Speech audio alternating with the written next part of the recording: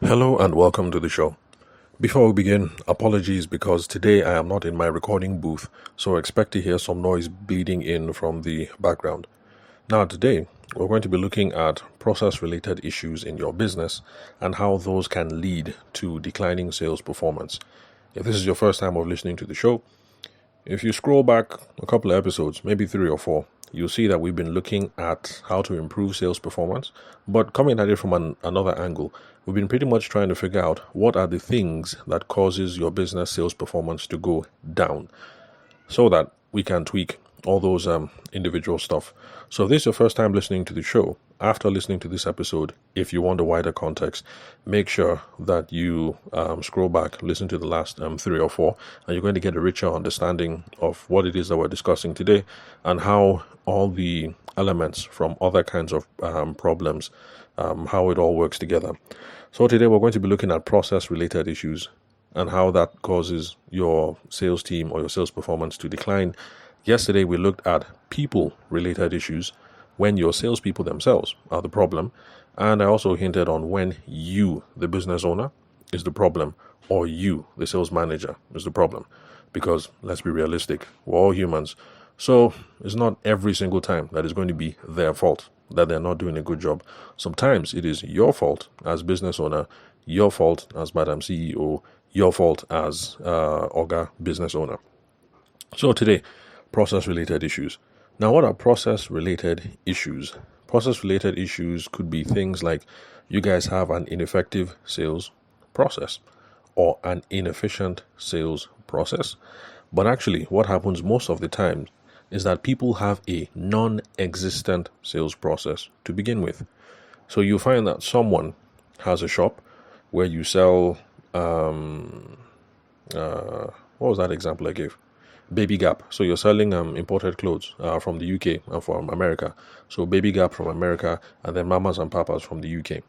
What you find is Madame sets up the shop and then she gets one of her younger cousins, doesn't give the younger cousin any training whatsoever, and you just tell your cousin, have your bath, dress up, make up, sit in the store, attend to customers, but you have not given your junior cousin any kind of training whatsoever on what to do when people walk into the store, how to have conversations with them, are they the right person, how to upsell, how to cross-sell, all these sorts of things. You just make sure that she's smelling nice, she's fine, she has dressed well, and she knows how to use the cash register to scan the items and to troubleshoot if anything happens with the POS so that you can collect your money. Well, first off, you've done well trying to get the business to grow beyond you. And of course, trying to give your younger cousin some experience, some real world experience. So you've done well. But you need to take it a step further. You also need to make sure that you have a sales process or a sales methodology in place and then train her up on that. And that is how your business is going to be able to grow. Then process related issues also include situations where you have poor lead quality.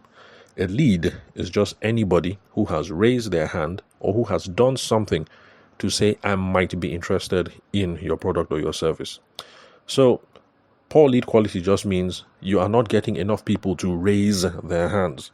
So of course, if you don't have enough people saying, I might be interested, where are you going to get the sales from? So you can see how if we have a poor process of generating leads, how that leads to business problems later. And then unqualified leads. Now, a lead is someone who has raised their hand to say, I might be interested. But the thing is this. It is not everybody who raises their hand to say, I might be interested in your product or your service. That might be a qualified lead. A qualified lead just means the person meets your own criteria for doing business. So back to the example of Mamas and Papas and the lady who sets up a shop. So you set up your shop in Wuse 2 in Abuja or in Alausa, in Ikeja, whatever. And then you have this your shop. But what you are selling is mid-range. I don't know if Baby Gap is mid-range or high-range or, I have no idea. But for those of you who know, just roll with me.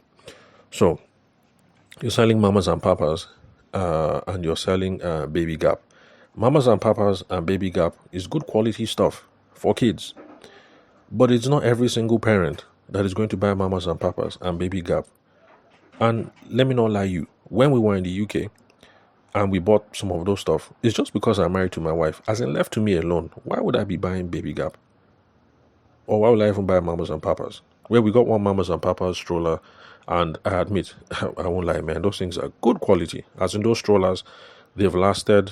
This is over a decade, and the strollers are still there. In fact, the fold-up bed from Mamas and Papas, not only is it still there, it's been used by 4 children now in our family, 2 of my kids, and then for my cousin, 3 of his own kids. So that's 5. So I won't lie, like that stuff is good quality. But the point I'm just trying to make is, you're selling all this high-end stuff, and some people say I might be interested. Of course, they'll be interested because they're about to have a baby and they want good quality. So yeah, definitely. But then, if you have an idiot like me walk into the shop, the person will say, how much for shirt and top? Only one. And then the person will start trying to haggle, and the person will bring down your morale, and you feel as if this business cannot work. Actually, the business can work. It's just that I am not a qualified lead for you who is in that kind of business. So if you're getting leads, people who are raising their hands and saying, I'm interested, but they're not qualified leads, it's going to cause all kinds of problems. You start to think, maybe this business can work. And then meanwhile, if you bought all your items at, let's say, 50,000 naira for one, and you want to sell it at 75, so you make 25k markup, you now feel as if, let me discount. You start reducing your markup, and you say that your business starts suffering. So we also need to have a good process for bringing in not just any kind of lead, but the right kind of lead.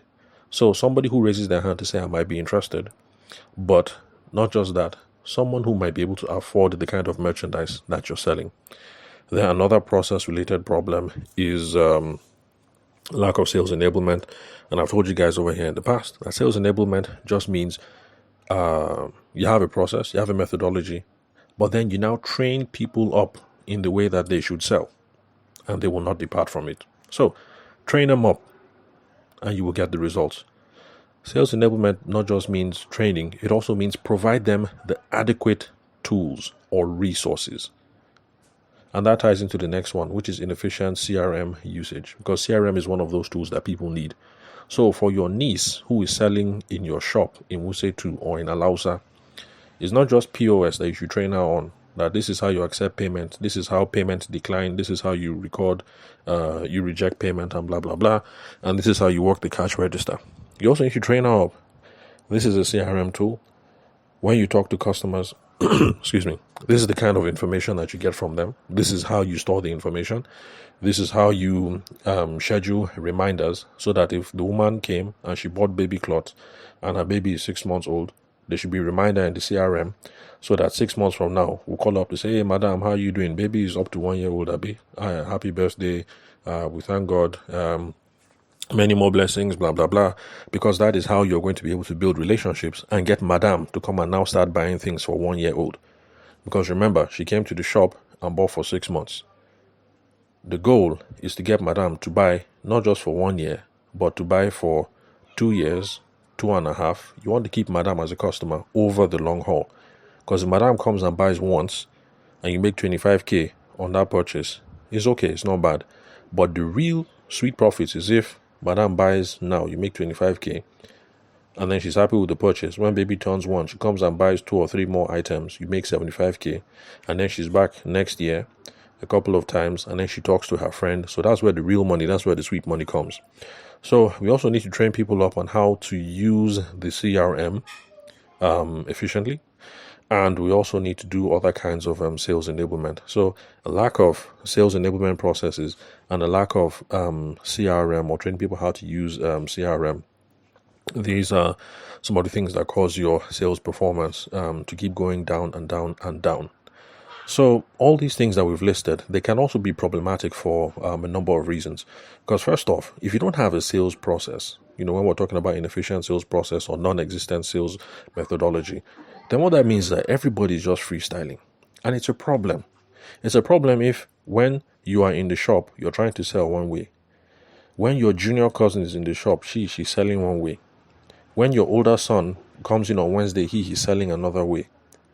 It's a problem because everybody is just freestyling, and it's not possible to iterate and improve the selling process when everybody is just freestyling up and down. Everybody should be using the same script, using the same style, using the same scope, using the same framework, using the same whatever it is that you want to call it. That way, you and your son and your junior cousin, you guys can be able to have discussions at the end of the week on Friday to say, mommy, I know you say we should be talking like this, like this, like this, but this thing is not working. So by the time your junior cousin says this, your son says this, your husband says this, you will now know that, okay, this part of the sales process, this is how we need to change it so we can get this business to move. That is not possible if you guys don't have a sales process and if everybody's just freestyling up and down. So this freestyling thing, please cut it out. You guys need to come up with a process and everybody has to be on board. If this is your first time listening to the show, no worries. Skip back a couple of episodes. I've already done okay, I can't remember the episode, but you will hear how I said everybody, like, we need to come up with a sales process, a selling framework, a sales script, a sales methodology, the scope, or whatever it is you want to call it, and everybody needs to be trained up on it. So just after you're done listening to this, skip back, listen to the previous episodes. Then, another problem with no sales process or everybody freestyling is this. The brand projection that you're trying to make for this business will now become incoherent. Because remember, you are the one who has set up this business. So you think this is how my customers should feel, this is how I should treat them. So you're trying to project one kind of brand. But you didn't train up your younger cousin. She comes tomorrow and she's just doing things anyhow. Maybe for you, you think, let's be nice, let's be professional, address everybody as Mr. So and so, no chewing gum when you're in the store. Your younger cousin comes in, maybe different age bracket. She thinks you can be on first name with everybody, and she's chewing gum. You can see how problems in brand projection, market positioning, and whatnot start to happen because you didn't have a process that says this is how we start, this is how we address people, this is how we dress, and this is the culture. This is what is acceptable. This is not. This is what is not acceptable. So these are problems that it can cause. Also, another problem for not having a sales process is if you don't have one, salespeople are going to make promises you can't keep. One day your son is going to be in the store, he's going to try to be enterprising, and then he's going to say, no problem, we have warranty and we have guarantee on this Baby Gap product. Meanwhile, you don't want to do guarantees or warranties. These problems will start arising. The people who are selling on your behalf will start making promises that you can't keep. You now run into a problem. The solution is just implement sales training. You don't have to bring someone in like me and pay me hundreds of thousands. If you do, I'll be happy. And I want your business to succeed, so I'm going to give it my all. But I have over 900 episodes available over here on the podcast that are here as free learning resources that you can take advantage of. So take advantage of them, use them, come up with your own system. You can do some sales training. In fact, it'd even be better for you that way, so that by the time you bring somebody on me on board, the person like me can say, okay, what have you guys tried so far? What worked? What didn't work? You're now going to be able to make progress because you have a certain sense of the fundamentals. So the solution, sales training. Pay attention to podcasts like mine. It doesn't have to be me. There are other podcasts out there and other YouTube videos. Then for ineffective sales processes, that happens when there's no clear structure for lead qualification, lead nurturing, and closing deals. Now remember that a lead is anybody who has raised their hand to say I might be interested. Qualification is the process of making sure that the people who are talking to, are they my kind of people? Because the fact that you sell mamas and papas, stroller, feeding bottle, blah, blah, blah, doesn't mean any kind of mama and papa should enter your shop. And there are certain kinds of mamas and papas you're looking for. So you need to have a clear structure for that. When we're designing flyers, we will only drop the flyer in these kinds of school or these kinds of churches, because this is where we expect certain kinds of mummies and daddies to come from. Don't go and drop it in Wusewan Primary School. That one is a public school. Those people will come here. They will even see the AC in our shop. They'll be intimidated. They'll go away. They won't even ask anything. We need to drop it at this private school, Olumao private school. What's that big one again? And you know all the big schools in your area. So you guys need to have a clear structure and a process for these sorts of things. So how are we going to get leads? How are we going to qualify leads? How are we going to nurture leads? Lead nurturing is important because not everybody that is going to buy. There are some people that will enter your shop who are genuine big boys or big girls. But let's say the guy that entered the shop is just him, it's just a guy alone. He has been hearing his wife talk about mamas and papas. So he just entered just to see. So it's not as if he can't afford anything. It's just that for him, he doesn't know anything about baby's clothes and feeding bottle and everything. So he has seen and he's like, okay, the place is okay. In his heart of hearts, he intends to return later with madam. You now need to be able to be skilled at starting a conversation, getting his contact details, building a relationship with him, and making sure that he comes back later with madam, who is the one who is particular about what kind of feeding bottle or which kind of stretcher. Or, sorry, not stretcher. Hey, look at me, I say stretcher. Stretcher is for hospital. I mean, stroller. Yeah, stroller. That's one that you put baby inside. So which kind of stroller or which kind of baby blanket or which kind of baby, excuse me, baby curtain, and then stuff like that. So we need to have a clear structure, clear process for things like that. So we need to have very clear ideas. We need to agree. You and your husband running the shop, your niece or your nephew who is selling for you during the holidays, you guys need to have clear agreement. Who is your ideal customer? When we're having conversations with them, what's the kind of data we're trying to capture? What's the system for follow-up? All these sorts of things. In fact, delayed follow-up and a lack of lead prioritization. Sorry, forgive me. That also is a problem. I've already defined lead, so no need to define again. But prioritization, that's a new term, at least for this episode. It just means you don't pay equal attention to everybody. There's somebody who will come into the shop who is clearly a waka pass. Don't waste time with the waka pass. He's just curious. Then there's somebody who is an odogu who has come in, but who is not educated on these sorts of things and who wants to come back with madam later. Then there are those cases where odogu comes in with madam and they are paid up and they are ready to buy something now. If those three people are in the shop, you need to prioritize. The waka pass, you need to be able to politely allow him to waka pass or let him look at inventory. The father who is just looking through and he has no idea, but everything looks all right, he wants to come back with madam later, you need to find a way of quickly building some rapport, collecting his contact details, and then following up with him afterwards. But then, the odogu and his lolo who are in the shop now and who have money, dollars to spend now, you need to spend time with those people now. See, that's what we mean by prioritization. Leads are passing through, but not all, just like not all fingers are created equal, not all leads are created equal. So, I'm not saying the worker pass is a rubbish human being that you should disrespect him. No. All human beings are created in the image of God, and everybody deserves respect. But, this is about business. I'm trying to capture some money here. I'm trying to capture some value here. So I'll prioritize who it is that I have to deal with at the moment and in what context. But of course, be respectful to everybody. Mine's one shop where we went into, my wife was looking at it and she picked it up and she looked at some stuff and everything. And the way the sales girl was just behaving, I just told my wife, look, let's leave. And then my wife started laughing. I said, no, let's leave. This is absolute rubbish. I mean, like the attitude she's giving us, like if you guys are not buying, you should just leave. I said, let's leave. We'll never enter the shop again. And we left. Not long after, the shop went out of business. And I told my wife that, look, I know that that's the reason why the shop went out of business. Because this girl, she's the one that killed the place. She'll just be giving everybody attitude. And people are coming there. You can't just look at somebody and say this person doesn't have money. Like, if you're not going to buy anything, they should go. So, respect everyone. But yes, prioritize. You need to figure out who it is that you're going to pay attention to. And by the way, for those of you who tell your little cousins to come and sell in your shop, this is the reason why you should train them. This your cousin should be giving people attitude and then she will ruin your business and you will think that people are chasing you from the village. It's not from the village. It's not that people are angry with you or people don't like your husband or whatever. The attack is not spiritual. The problem is your little cousin was not trained. She was giving everybody attitude and pissing everybody off. So people just left. And then the shop rent that you're paying in Sadi Plaza is high. You're paying shop rent in millions.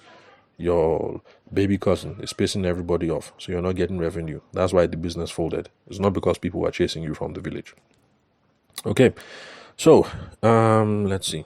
Let me look at my list of questions here because we have done 20 minutes, so I want to make sure that we don't spend Too much time here. Where was I? Okay, man, I got carried away in personal issues. Where was I? Anyway, I think you guys are getting the gist generally. So process things can also show up in poor customer experience, slow response times, lack of follow-up, poor service. This is why sales training is important. I've already spoken about the CRM, that's the customer relationship management tool. It helps you to track customer interactions and what people's preferences are. Because back to that example, the momsy that came and bought when baby was 6 months, you want to holler her when it is 1 year. You need to know her preferences, because there are some people who, for them, baby gap is small because everybody wears baby gap. Some people think that baby gap is for commoners. Maybe for them, they prefer baby Balenciaga or baby Louis Vuitton or something.